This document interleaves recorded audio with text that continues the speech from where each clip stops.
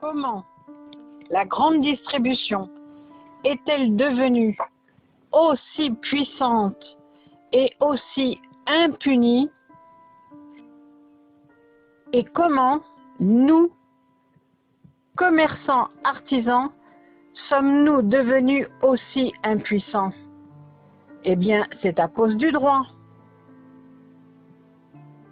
Et qui écrit le droit? Ce sont nos parlementaires élus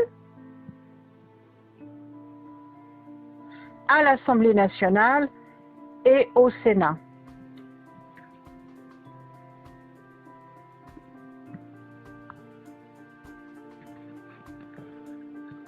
Comment les élus sous influence des lobbies, des banques, des grands trusts économiques, du BTP et de la grande distribution ont démantelé la loi Royer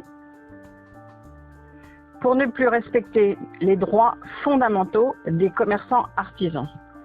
1970, avec l'arrivée des grandes surfaces, de nombreux commerçants ont été ruinés. Disparition d'emplois qualifiés, perte d'investissement de leur outil de travail. Les commerçants manifestèrent nombreux pour être respectés, faire respecter leurs droits fondamentaux et obtenir une loi permettant de réguler les implantations de grandes surfaces et de pouvoir participer aux autorisations.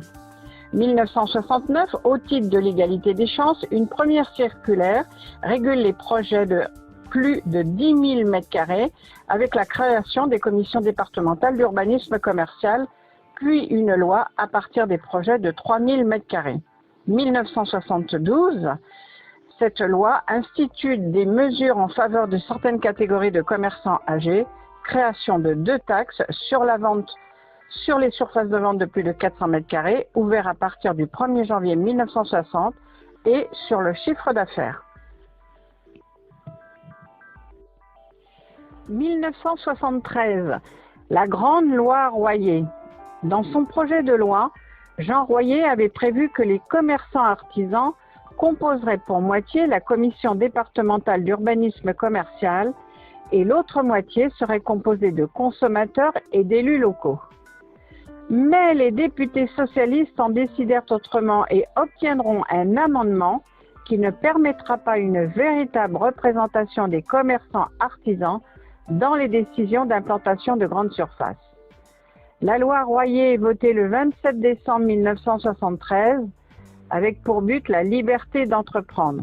Les autorisations de la CDEC, ça seront à partir de 1000 m² pour les communes de moins de 40 000 habitants et 1500 m² pour les communes de plus de 40 000 habitants. Monsieur Jean Royer était ministre du Commerce et de l'Artisanat du 5 avril 1973 au 27 février 1974 dans le gouvernement de Pierre Messmer et sous la présidence de Georges Pompidou.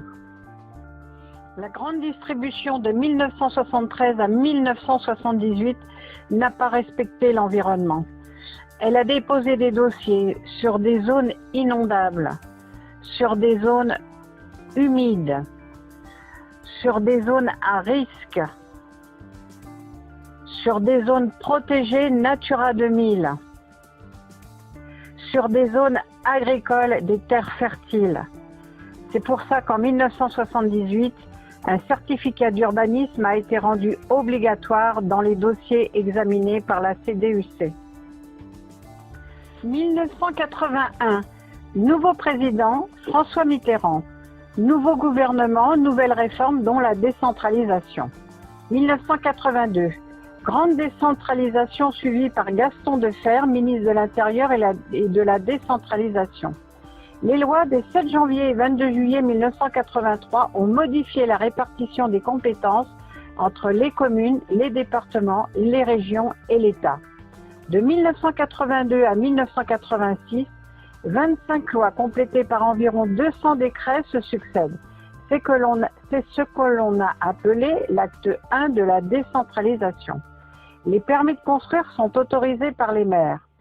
Les nouvelles compétences des élus locaux créées par la décentralisation vont engendrer des scandales de corruption à répétition, en particulier avec les implantations de grandes surfaces. Voir dossier noir de la grande distribution FR3 et l'affaire d'Estrade. Donc, sous la présidence de M. François Mitterrand, il y avait M. Gaston Defferre, ministre de l'Intérieur et de la Décentralisation, et déjà M. Jacques Attali, conseiller spécial de François Mitterrand. M. Pierre Bérégovoy, Premier ministre du 2 avril 1992 au 29 mars 1993. 1992, le traité de Maastricht est signé le 7 février. Fin 1992, M. Pierre Bérégovoy veut lutter contre la corruption affairiste et politique. Une loi va être mise en place, la loi 93-122 du 29 janvier, loi de prévention de la corruption, transparence de la vie économique et des procédures publiques. Les débats concernant l'urbanisme commercial ne font aucun doute. Cette loi prévoit également la mise en place de l'Observatoire départemental d'équipement commercial pour équilibrer les territoires. L'Observatoire départemental d'équipement commercial est mis en place rapidement et rendu public, ainsi que les inventaires des grandes surfaces, ouvertes depuis 1960, depuis la taxe sur les surfaces. 1996, nouveau président Jacques Chirac, nouveau gouvernement, nouvelle réforme. Et première mauvaise surprise pour les commerçants artisans. 1996, suppression du certificat d'urbanisme dans les dossiers de CDEC. La grande distribution va obtenir des autorisations sur des terres inondables, naturelles, agricoles, espaces protégés, etc., etc. 2005, loi constitutionnelle pour la charte de l'environnement. Le 29 mai 2005, les Français rejettent largement par référendum le projet de traité constitutionnel européen. Avec 54,67% des votes, le non entraînait l'Union européenne dans une crise majeure. Le non trouve ses héros en les personnes de Philippe Séguin et Charles Pasqua. Droits fondamentaux, c'est la liberté d'entreprendre et la liberté de propriété. 2006, la directive européenne Services indique qu'elle n'affecte pas l'exercice des droits fondamentaux et définit les raisons impérieuses d'intérêt général.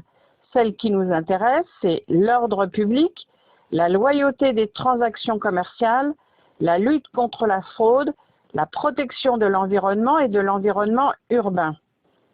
2007, le 23 février, loi constitutionnelle 2007-238, la notion de haute trahison est purement et simplement supprimée, ce qui permettra de ne pas respecter le non. 2007, nouveau président Nicolas Sarkozy, nouveau gouvernement. Objectif, libéraliser les autorisations des grandes surfaces.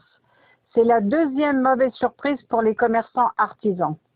2007, installation de la Commission pour la libération de la croissance française au nom de son président Jacques Attali, ce sera la commission Attali.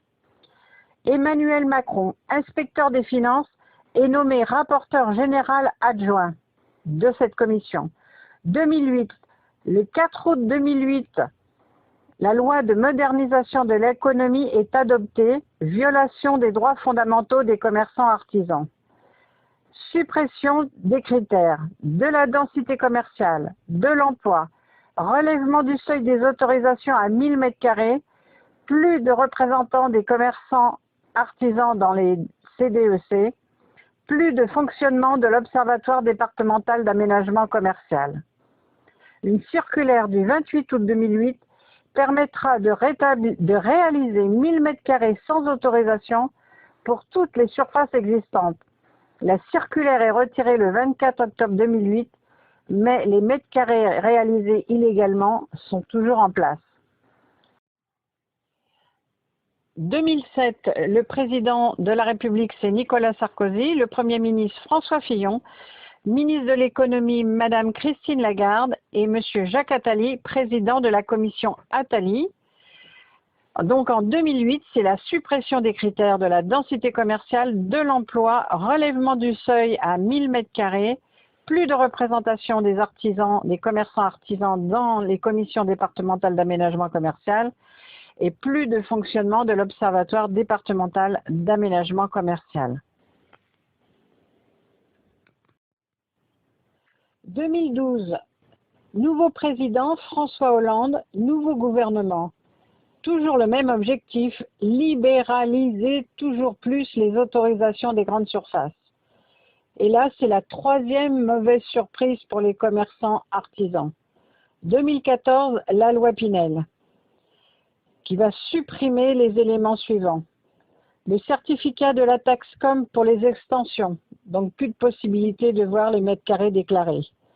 Supprimer le nom de l'enseigne, aucune poursuite pour l'abus de position dominante. Suppression du décret d'application des sanctions des surfaces illicites. Suppression des inventaires départementaux des grandes surfaces ne sont plus publiés. Et suppression de l'intérêt à agir des associations de l'environnement contre les autorisations de CDAC et de CNAC. 2014, le président de la République, c'est François Hollande.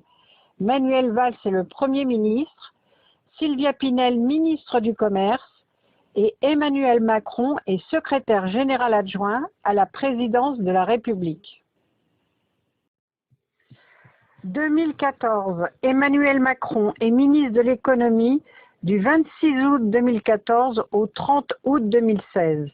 Il a fait partie de la commission Attali pour la libéralisation de la croissance française. La loi Macron du 6 août 2015 pour la croissance, l'activité et l'égalité des chances économiques est passée en force avec le 49.3. La loi de 2015 supprime la notion ni cessible ni transmissible, plus aucune possibilité de lutter contre l'abus de position dominante en violation de l'article 102 du traité de fonctionnement de l'Union européenne. Démantèlement de la loi Royer pour ne pas poursuivre l'abus de position dominante et la concurrence déloyale. Donc 1996, suppression du certificat d'urbanisme dans les dossiers de CDEC. 2008, relèvement du seuil à 1000 m² et suppression du critère de densité commerciale, du critère de l'emploi, les observatoires départementaux d'aménagement commercial et la participation des CCI et des CMA en CDAC.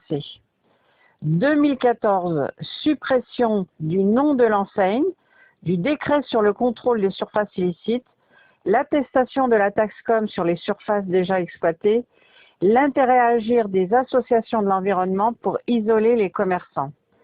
2016, suppression de la notion ni cessible ni transmissible.